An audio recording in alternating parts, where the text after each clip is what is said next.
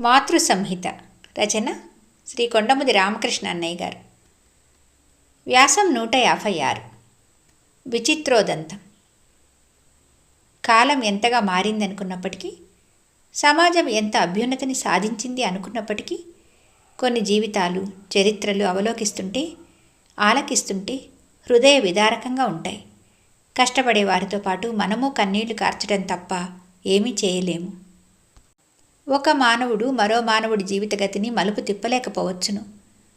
అదే మానవుడు ఎదురుగా కనిపించిన మాధవునికి తన మొర వినిపిస్తే అప్పుడేం జరుగుతుంది? మాధవుడు ఆ జీవితగతిని మళ్లిస్తాడా? విధిని మారుస్తాడా? భక్తుల విన్నపాలు, విలాపాలు విని భగవంతుడు అనుగ్రహించిన సంఘటనలు పురాణాల్లో అనేకం కనిపిస్తాయి. భగవంతుడు ఘటన సమర్థుడని ప్రసిద్ధి. మరి అమ్మ సాక్షాత్తు దైవమేనని పలువురి విశ్వాసము, అనుభవము. అమ్మ అనుగ్రహ స్వరూపిణి, కారుణ్యమూర్తి అని అందరికీ విదితమైన విషయమే. అందుకని ఆ రోజున 19/12/80 ఉదయం ఆ కుటుంబం అమ్మ పదసన్నిధిలో కూర్చొని తమ వింత గాథను, విషాదమయ చరిత్రను అమ్మకు వినిపించారు. వారిది నాగపూర్. ఆయన రైల్వేలో ఉద్యోగం చేస్తున్నారు. 2 సంవత్సరాల క్రితం వారి అమ్మాయి వివాహం చేశారు. ఆ తండ్రి 20,000 రూపాయలు వరకట్నమిచ్చాడు. ఆ కుమార్తె తన వైవాహిక జీవితాన్ని గురించి అందరు కన్యల వలనే రంగుల స్వప్నాలు కన్నది. ఆ వరునిది విచిత్రాతి విచిత్రమైన మనస్తత్వం. అతనికి తల్లిదండ్రులున్నారు. వారిది కోనసీమ నివాసం. అయినా ఆ తల్లి కొడుకు వద్దనే ఎక్కువ కాలం ఉంటుంది. అతడు బొంబాయిలో ఉద్యోగం చేస్తున్నాడు. అతని తమ్ముడు అతని వద్దనే ఉంటూ విద్యాభ్యాసం సాగిస్తున్నాడు. ఇవన్నీ సహజమైన విషయాలే. అతని తల్లికి అతనంటే అపారమైన వాత్సల్యము, ముద్దు. అతనికి తల్లి అంటే అమితమైన అనురాగము, భక్తి. ఇవి సహజ విరుద్ధాలు కావు. మరి పెండ్లి చేసుకుని భార్యను కాపురానికి తీసుకుని వచ్చి కూడా ఆ ప్రబుద్ధునికి తల్లితోడిదే లోకం. ఎడబాసి క్షణం కూడా ఉండలేడు. పగలు షికార్లు అమ్మతోనే, రాత్రిళ్ళు సినిమాలు అమ్మతోనే, పడుకునేది కూడా అమ్మ పక్కలోనే, కబుర్లు అమ్మతోనే, గుర్రపందాలకు వెళతాడు, అది అమ్మతోనే. ఆ అమ్మాయిని ఎక్కడికి తీసుకొని వెళ్ళడం ఆ భర్తకు అంగీకారం కాదు. ఆ అత్తగారికి అసలు ఆ భావనే రాదు. పోనీ అంతవరకైనా ఎలాగో సహించవచ్చును. ఆ భర్త భార్యతో అంటాడట, నీకంతగా బయటకు ఎక్కడికైనా వెళ్ళాలని ఉంటే మా తమ్ముడితో కలిసి వెళ్ళు అని. వయసు వచ్చిన ఏ మరిదితో ఏ వదిన వీధుల వెంట స్వేచ్ఛగా తిరిగినా లోకం ఒక పాటను వదిలిపెడుతుందా? ఎన్ని అపవాదాల భాండాలు ఆ మగవనెత్తిన నిర్దాక్షిణ్యంగా పగలగొట్టదు. సౌఖ్యం లేకపోతే పోని, ఇక ఆ స్త్రీకి మనశ్శాంతి అంటూ ఉంటుందా? అపవాదుల కార్చిచ్చులో బూడిదై మిగలదు. పోని అతడేమైనా అమాయకుడు అనుకుందామా? కాదు. అమిత మేధావి, చక్కని రూపసి, కమ్మగా పాడగలడు, చమత్కారంగా మాట్లాడగలడు. అందరితో ఎంతో సరదాగా నవ్వుతూ కలుపుగోర్తనంగా సంచరిస్తాడు. కానీ భార్య దగ్గరకు వస్తే మాత్రం ముని అయిపోతాడు. మాట పెగలదు, నవ్వు కనిపించదు. విసుగు, చికాకు, కోపం ముప్పిరికొని అందమైన అతని ముఖాన్ని వికృతపరుస్తాయి. ఆ అమ్మాయి తన భార్య అని తెలిసినట్లే ప్రవర్తించాడు. ఆ అమ్మాయి తనకు తగింది కాదు అనుకుందామా? అది సరికాదు. ఆ అమ్మాయి గ్రాడ్యుయేట్, చక్కగా ఉంటుంది, తెలివిగలది. ఆమెలోని ఆశలను, ఆశయాలను ప్రతిఫలిస్తున్న తేజోవంతమైన కళ్ళు. తన భర్త తనతో చనువుగా మాట్లాడాలని, సరదాగా మెలగాలని, తనను భార్యగా గుర్తించాలని మనసులో నిరంతరం ఆరాటము, ప్రయత్నం.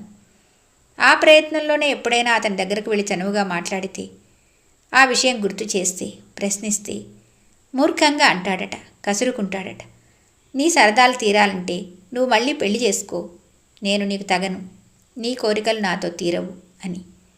హిందూ మహిళలకి భర్త మాట కన్నా ఆచరణీయం లేదన్నమాట వాస్తవమే. కానీ ఏ సామాన్య స్త్రీ ఆ మాటలను విని భరించగలుగుతుంది? ఎప్పుడైనా ఆ భర్తకు మనస్సు కరిగి ఆమెతో అనురాగపూర్వకంగా మాట్లాడితే, ప్రవర్తిస్తే, ఆ తల్లి వెంటనే అతన్ని కోప్పడి, కసిరి అతనికి బుద్ధులు చెబుతూ వాళ్ళిద్దరి మధ్య ఒక గోడను కట్టడమో, ఒక అగాధాన్ని త్రవ్వడమో చేస్తుంది. ఆ తల్లి అనునిత్యము నల్లమందుతో పాటు మరే మందులో కలిపి, తమలపాకుల్లో కలిపి కొడుకు చేత తినిపిస్తుందట. అయినా ఆ అమ్మాయి చేసుకున్న పూజల ఫలితమో, ఆ అమ్మాయి మంచితనాన్ని చూసిన ఏ దేవత కరుణకు నిదర్శనమో, ఆ అమ్మాయి గర్భవతి అయింది. ఆ భర్త ఆ అమ్మాయిని పుట్టింటికి పంపాడు. అంతే. మళ్ళీ ఉత్తరం ముక్క కూడా అతని నుండి లేదు. ఆ అమ్మాయి ప్రసవించింది, ఆడపిల్ల పుట్టింది. తాను తల్లినైనందుకు ఎంతో సంతోషించాల్సిన ఆ అమ్మాయిలో ఆ చిహ్నాలైనా కనిపించవు. నిరాశావాది కాదు కాబట్టి ఇంకో రకంగా ఆలోచించకుండా, ఆవేశపడకుండా తన బిడ్డ కోసం, తమ బ్రతుకు తెరువు కోసం ఆపిన చదువును ప్రస్తుతం కొనసాగిస్తున్నది. ఎంఏ చేస్తున్నది. ఉద్యోగం చేస్తూ తన కాళ్ల మీద తాను నిలబడాలని ఆ అమ్మాయి పట్టుదల. బిడ్డ బ్రతుకు, ఆమె చితికిన మనస్సు చూచి సహించలేక తండ్రి అల్లుడికి ఉత్తరాలు వ్రాశాడట, వచ్చి అమ్మాయిని తీసుకువెళ్ళమని. అల్లుడి నుండి జవాబు వచ్చింది. తనకు తీరిక లేదట, అయినా భార్యతో అవసరం లేదట.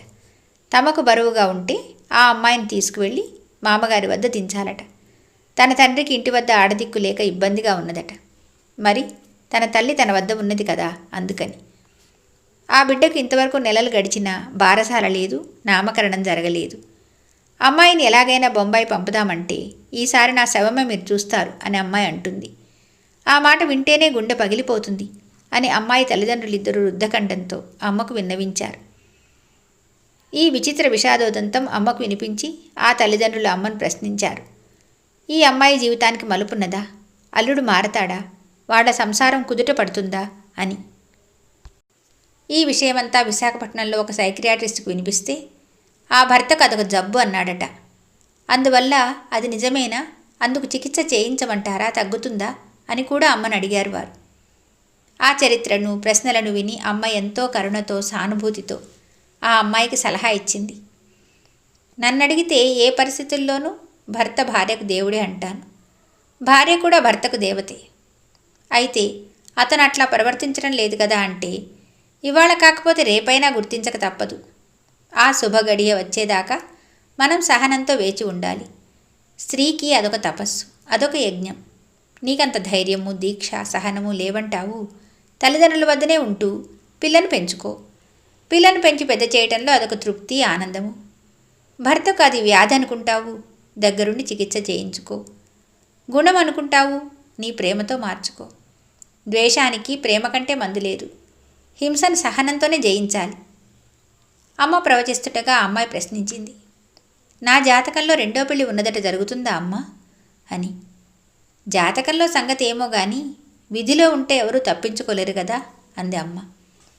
అమ్మా, మమ్మల్ని వెళ్ళి అల్లుడి కాళ్ళు పట్టుకోమంటావా అని అడిగాడు తండ్రి.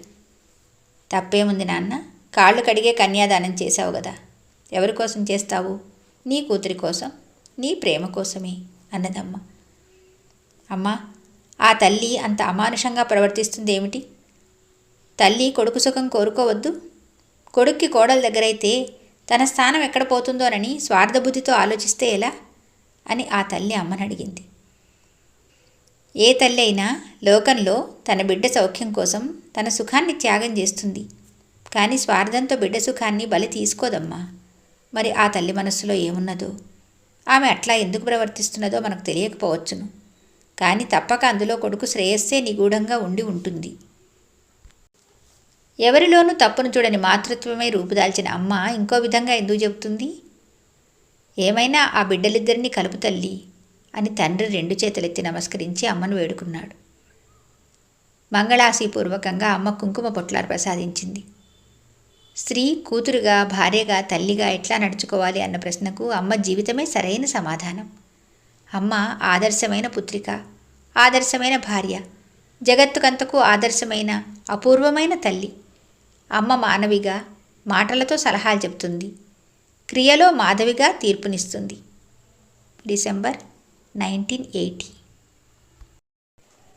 157. రాఘవరావు మామయ్య.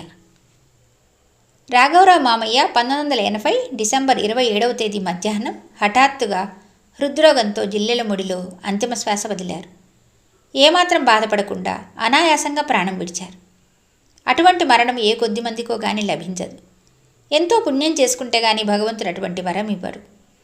మనిషి మంచితనం మరణకాలంలో కానీ బయటపడదు అని నానుడి. మంచితనానికి, దైవానుగ్రహానికి అటువంటి మరణం నిదర్శనం. జగజ్జననికే జననీ జనకులు కాగలిగిన పరమ అదృష్టవంతులు గౌతమస గోత్రులు శ్రీ మన్నవ సీతాపతి గారు, శ్రీమతి రంగమ్మ గారు.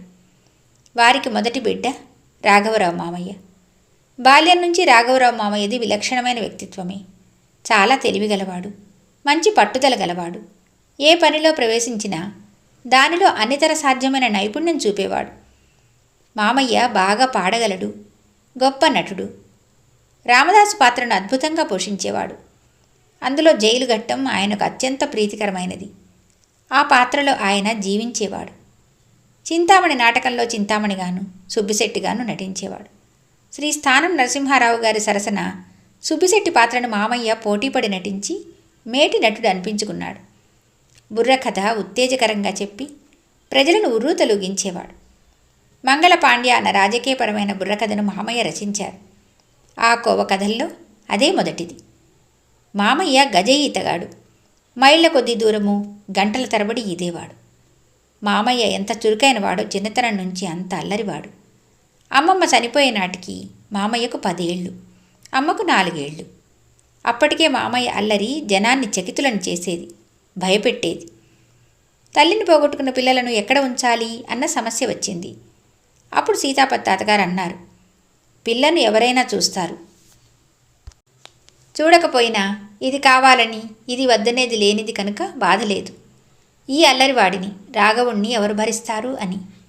అదే సమయంలో తెనాలి తాతగారు చంద్రమౌళి వెంకట సుబ్బారావు గారు, ఇంకా ఆలోచించేదేమన్నది, పిల్లను తెనాలి తీసుకుని వెళ్తాను, వాడి సంగతి మీరు ఆలోచించండి, రాఘవుణ్ణి భరించడం కష్టం, వీడిని తీసుకుని వెళ్తే సీతారాముణ్ణి పాడు చేసినట్లు అవుతుంది అని నిర్మోహమాటంగా చెప్పారు. మామయ్య మంచి మాటకారి, చమత్కారంగా మాట్లాడగలడు. వ్యవసాయవందు ప్రజ్ఞ కలవాడు. తోటి రైతుల్లో సాటిలేని వాడనిపించుకున్నాడు. ఎవ్వరూ పండించలేనంత పంట పండించేవారు. పశువులను మేపడంలో కూడా మామయ్య అసాధారణ ప్రతిభ కలవాడు. పశువులను ఎంతో ప్రేమగా చూచేవాడు. అవి మామయ్య మాట్లాడితే అర్థం చేసుకోగలిగేవి. ఒకసారి ఒక దూడ నెలలు నిండకుండానే పుట్టింది. అది చనిపోయిందనే అందరూ అనుకున్నారు. తల్లిపాలు త్రాగే స్థితి కూడా దానికి లేదు. అప్పుడు ఆ దూడకు పాల సీసాతో పసిపిల్లలకు వలె పాలు పట్టి పెద్ద చేశాడు మామయ్య. మామయ్య తకిలీ నడపడంలో కడు నేర్పరి. ముతగ్గా దారం తీయడంలో, నాజుగ్గా దారం తీయడంలో, తక్కువ సమయంలో ఎక్కువ దారం తీయడంలో అన్నిటా అసమాన చతురుడు. వంశపారంపర్యంగా వచ్చిన గ్రామ కరణీకం చేసి 2 సంవత్సరాల క్రితమే ఖచ్చితంగా ఉద్యోగ విరమణ చేశాడు. ఉద్యోగంలో ఇంకొకరు పేరు పెట్టి వేలు పెట్టి చూపడానికి వీలు లేకుండా ప్రవర్తించాడు.